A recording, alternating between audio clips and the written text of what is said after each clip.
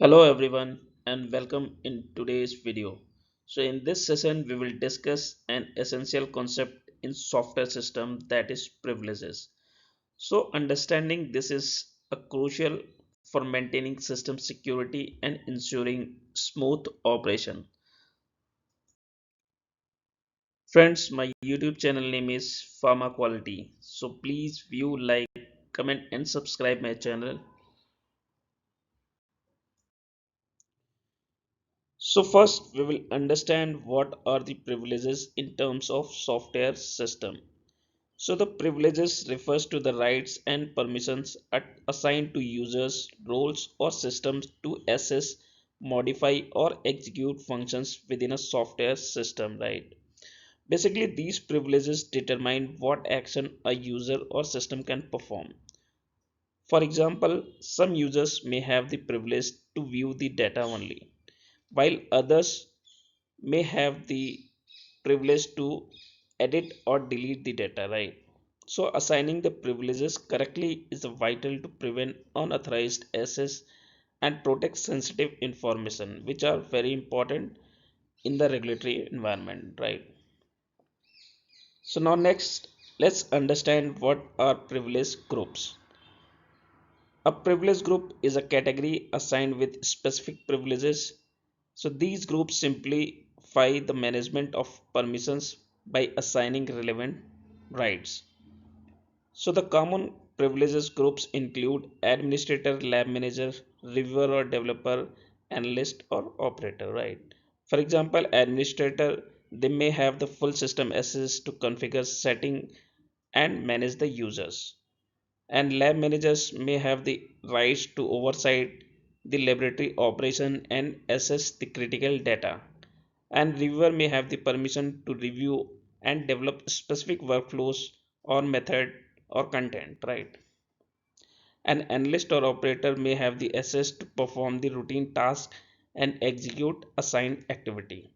So by using privilege groups, organizations ensure that users have the appropriate level of access based on their roles, which minimizing the risk associated with the unauthorized action. That means it should not be like that if the analyst or operator is having the execution related privileges, they do not have the permissions to review or develop the instrument method, or configure the setting or manage the users related privileges. So that things should be avoided.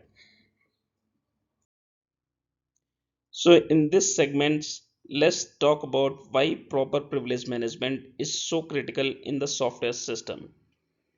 So the proper management of privileges ensure data security, operational efficiency, regulatory compliance, and protection against the unauthorized access. So the effective privilege management is more than just a good practice.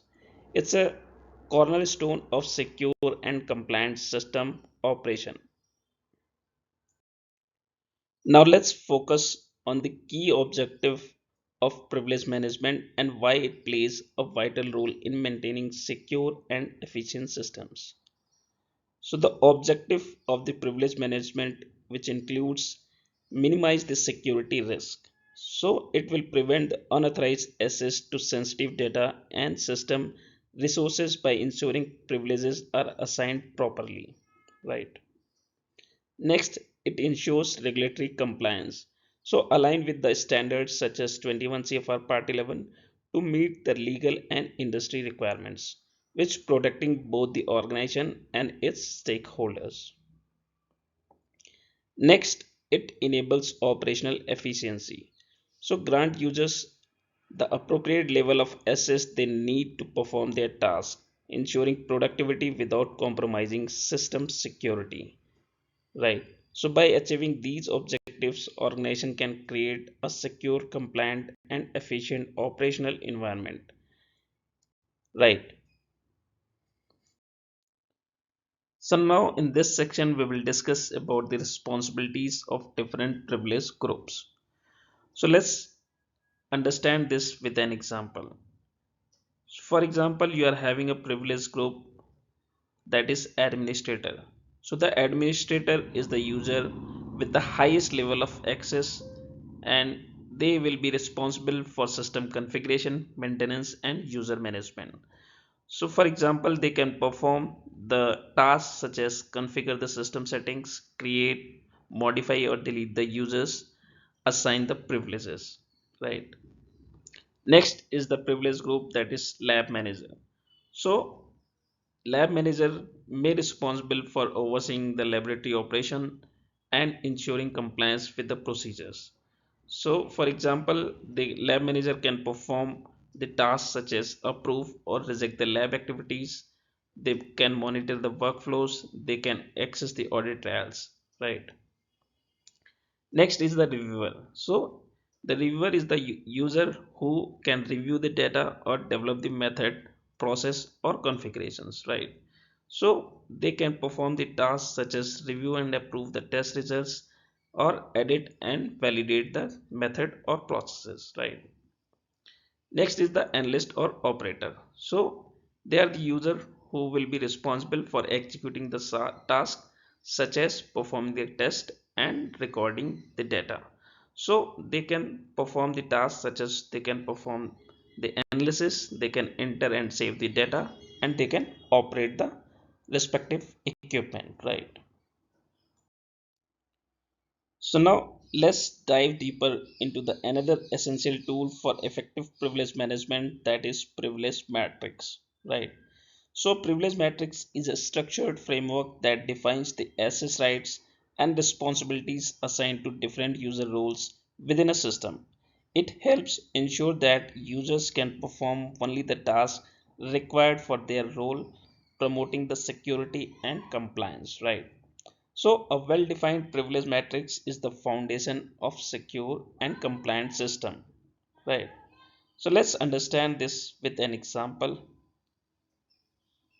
So, assume that there are four different groups, privilege group, that is administrator, lab manager, reviewer or operator, right? And there are different functionality, for example user account management.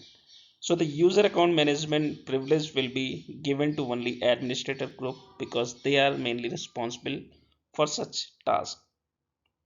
Next one is the configuration of the system setting.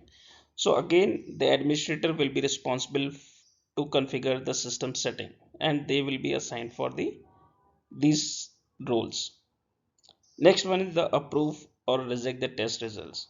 So this privilege may assign to the lab manager or reviewer because they are going to review the data, and based on that they can approve or reject the batch. Next one is the review of audit trials. So review of the audit trials can be done or view by anyone. So it may assign to the any group, right?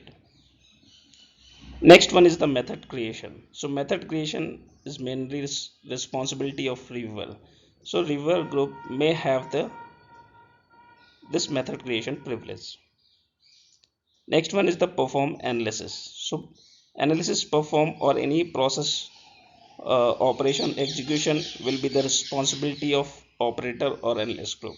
So this group only will have the such privileges. Next one is the operate equipment. So again this privilege will be the responsibility of analyst and operator. So they are these group can be operate the equipment, right? So in that way you can assign the privileges. So I have just given an example, and there will be the different scenario based on the software system and different functionality of the privileges, right? So friends, this is all about the privileges in computer software system. So I hope you can now understand these concepts. Thank you so much.